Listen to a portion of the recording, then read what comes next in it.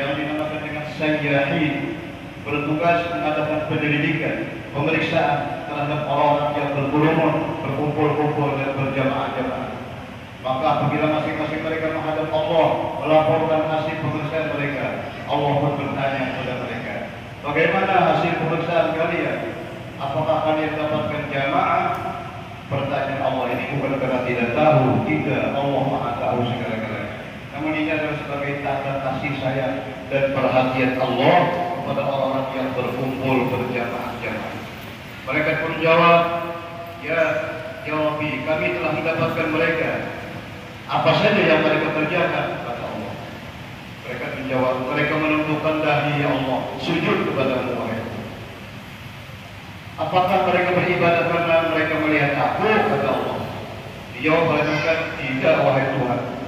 Lalu bagaimana seandainya mereka melihat aku, wahai mereka? Mereka menjawab, tentu saja mereka akan bertakwa-takwa lagi, sujud dan beribadah kepada.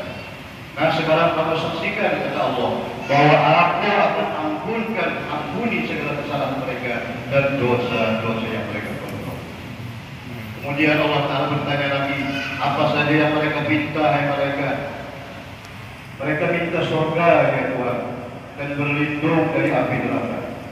Apa karena mereka melihat nikmatnya surga dan merasakan panasnya api neraka, wahai mereka? Kata Tuhan. Lantas bagaimana jika mereka pernah merasakan kedua-duanya, baik nikmat surga maupun panasnya api neraka? Tentu mereka akan lebih lagi minta surga dan berlindung dari api neraka. Jawab mereka. Maka Allah Subhanahu wa Ta'ala berfirman, nah wahai malaikat-malaikatku, sekarang saksikanlah, aku akan berikan apa yang mereka minta, dan aku lindungi mereka dari siksaku yang sangat mereka takuti. Ana 'inda dhanni 'abdi bi wa ana ma'ahu haitsu dzakkarani. Aku menurut sangka hamba-hambaku dan aku bersama mereka, menolong, mengasihi mereka selama mereka mengingat dan menyebut nama-Mu. Allahu Akbar, Allahu Akbar, Allahu Akbar, la ilaha illallah, wallahu akbar, walillahil hamd. Ma'asyiral muslimin wal muslimat rahimakumullah. Bukti lain sungguh seorang hamba kepada Tuhan yang khusus bagi orang yang mampu ialah dengan meramaikan yang menyembelih binatang kurban pada hari ini dan 3 hari besok yang merupakan hari-hari tasyrik. Allah Subhanahu wa Ta'ala berfirman, "Fasholli li rabbika wanhar," yang artinya sembah dan sujudlah kepada Allah dan berkorbanlah dengan menyembelih binatang. Wal budna ja'alnaha lakum min sya'airillah, dan binatang-binatang kurban itu kami jadikan untuk kamu semuanya adalah setengah daripada syiar agama Allah. Rasulullah SAW bersabda, "Ma'amilat Adam yawman nahar min amal ahabba ila Allah Ta'ala min iraqatid dam, wa innaha la ta'ti yawm al-qiyamah bi quruniha wa ahlabiha, wa in taqdama yawm Allah bi makanin qabla an yaqa'a 'ala al-ardi radibu biha nafsa." Yang artinya wallahu a'lam, termasuk amal yang paling afdal dan disukai Allah di hari-hari Idul Adha ini ialah mengeluarkan darah binatang yang berkorban. Dan bahwasanya korban itu nanti datang pada hari kiamat lengkap dengan tanduk-tanduk dan kuku-kukunya. Dan sebelum darah itu terjatuh ke tanah, Allah sudah berkenan dan ampuni orang yang berkorban itu. Oleh sebab itu senangkanlah hatimu, wahai orang yang mampu berkorban. Azimu dhahayakum fa innaha 'ala sirati maqayakum. Besarkanlah korban kamu karena dia nanti menjadi kendaraan kamu tatkala melewati siratal mustaqim. Allahu Akbar, Allahu Akbar, Allahu Akbar. Majelis ulama yang mulia. Syariat berkorban sebagaimana kita ketahui dimulai dengan adanya sebuah peristiwa di mana Allah menguji keyakinan dan pengabdian, keteguhan dan kepatuhan Nabi Ibrahim alaihissalam terhadap Allah. Beliau diperintahkan Allah supaya mengorbankan anaknya yang tercinta dengan jalan banyak pelitnya. Nabi Ibrahim diuji apakah ia mematuhi perintah Allah atau mendengar kata hati sebagai seorang bapa dari Nabi Ismail yang dikasihinya. Di dalam hati Nabi Ibrahim timbul pertarungan sengit antara keyakinan kepada Allah dan kepercayaan terhadap dunia, antara pengabdian dan kepatuhan kepada Allah dengan rasa kasih sayang terhadap anak beliau sendiri. Namun akhirnya pertarungan itu berhasil dan imanlah yang menang. Sedangkan Nabi Ismail sebagai seorang anak muslim yang soleh ternyata mempunyai sikap jantan setia sebagaimana yang dimiliki ayahnya. Dia rela dengan ikhlas berserah diri menerima apa yang dilakukan oleh ayahnya, yang juga adalah perintah Allah Subhanahu wa taala. Hal tersebut diterangkan Allah Subhanahu wa taala dalam Al-Qur'an surah As-Saffat ayat 102. Falamma balagha ma'ahu as-sa'ya qala ya bunayya inni ara fil manam anni azbahuka fanzur madza tara.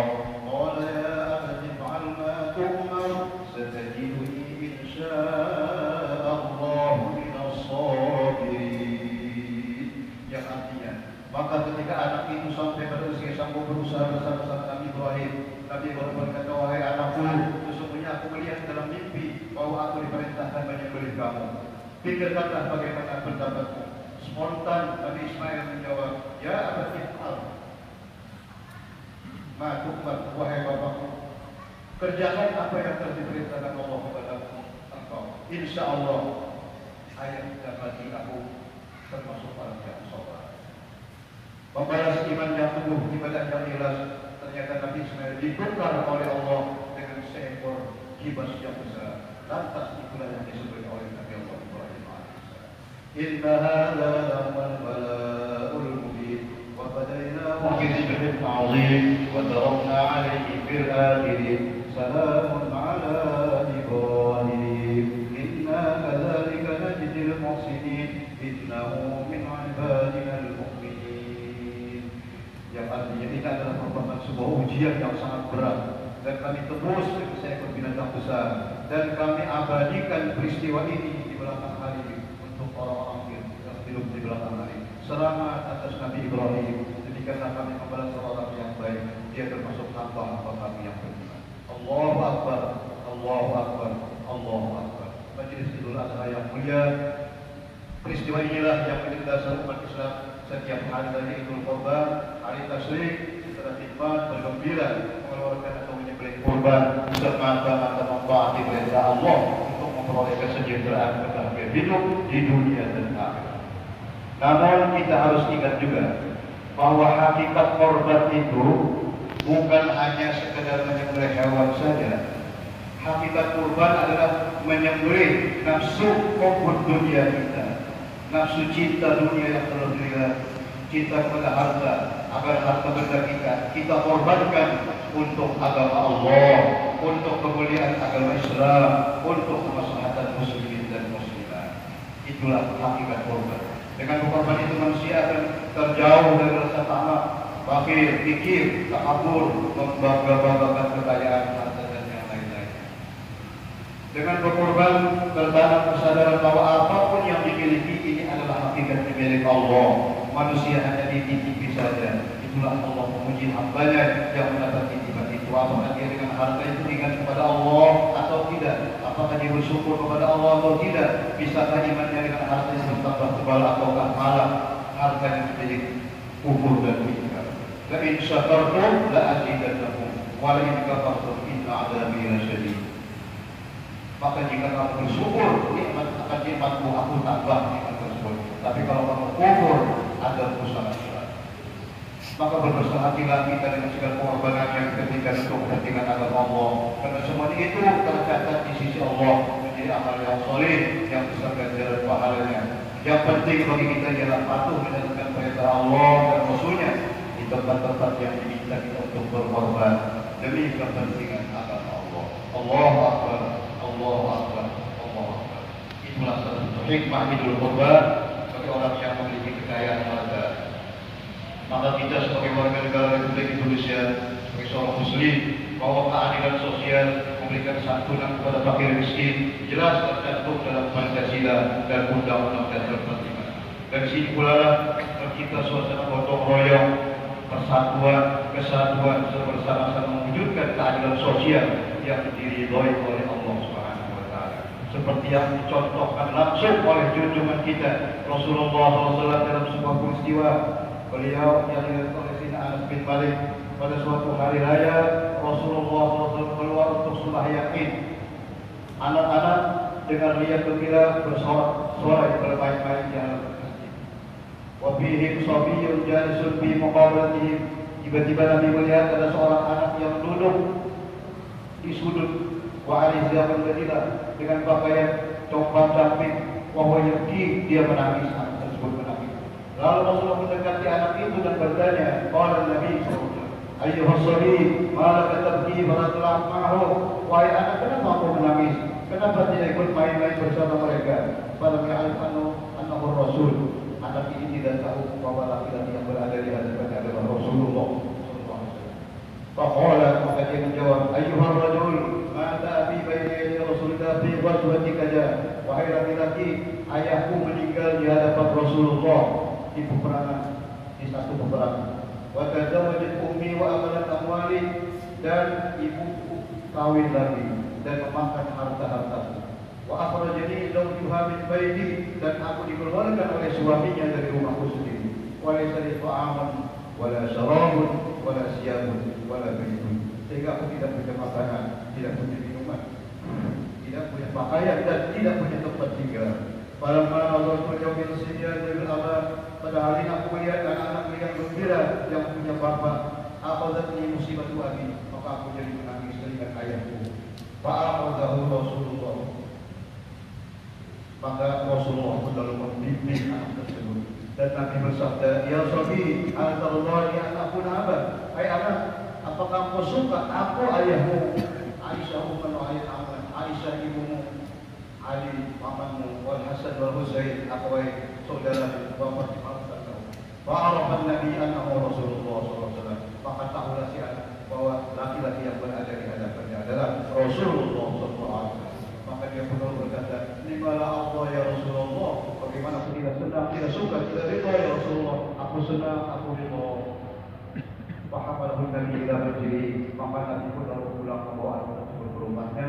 Wa albasahu ahsaniyah, diberikan pakaian, diberikan minuman dan makanan, dan diberikan minyak wangi. Fa kharaja as-sabiyyu dhahikan masruran, maka si anak tersebut keluar dengan tertawa gembira dan senang. Demikianlah suatu akhlak yang sangat terpuji, contoh tauladan yang sangat indah dari Nabi Muhammad sallallahu alaihi wasallam. Allahu akbar, Allahu akbar, Allahu akbar. Ma'asyiral muslimin wal muslimat rahimakumullah. Marilah kita berusaha mencari harta yang nyata halal untuk kita belanjakan kepada hal-hal yang diridhoi Allah, memberikan nafkah kepada istri dan keluarga, dan kelebihannya kita sisihkan untuk kita sumbangkan kepada jalan-jalan kebaikan, seperti pembangunan masjid, pembangunan madrasah, taman kanak-kanak Al-Quran, musalla, masjid-masjid, terutama masjid kita ini, yang bukan saja untuk salat Jumat dan salat yang lima waktu, tetapi juga untuk hal-hal yang menambah semaraknya syiar agama kita, agama Islam. Maka mudah-mudahan dengan banyaknya orang yang mau mendekati masjid, memohonkan hidayah kepada Allah, semakin banyak manusia yang menjadi baik akhlaknya dan akan berkurang kejahatan dan maksiat yang dilakukannya. Akhirnya marilah kita berdoa kepada Allah Subhanahu wa taala, menadahkan tangan kita meminta kepada Allah Subhanahu wa taala. Allahumma ya Allah, shalli wa sallim wa barik ala sayyidina Muhammad. Ya Allah, ya Tuhan kami yang Maha Kuasa, Maha Esa dan Maha Mulia, teguhkanlah iman kami, sempurnakan Islam kami, tetapkan pendirian kami dalam agama-Mu ya Allah. Sampaikanlah cita-cita kami yang suci dan mulia. Terimalah segala pengorbanan kami untuk menegakkan agama-Mu di tanah air kami tercinta Indonesia ini ya Allah. Ampunilah segala kesalahan kami, kesalahan kedua ibu bapa kami, saudara-saudara yang telah meninggal dunia bernama bela agama dan negara kami. Pimpinlah kami ke jalan yang lurus, selamatkan kami ya Allah dari jalan yang sesat. Panjangkan umur kami dalam taat, sehatkan badan kami dalam ibadah, jauhkan kami dari segala macam bala dan penyakit. Berikan kami anugerah kepada kami Allah sehat dan selamat, taubah dan maghfirah, taufik dan hidayah, ilmu yang manfaat, amal-amal yang salihah, rezeki yang halal yang luas yang berkah, anak cucu yang saleh dan yang salihah.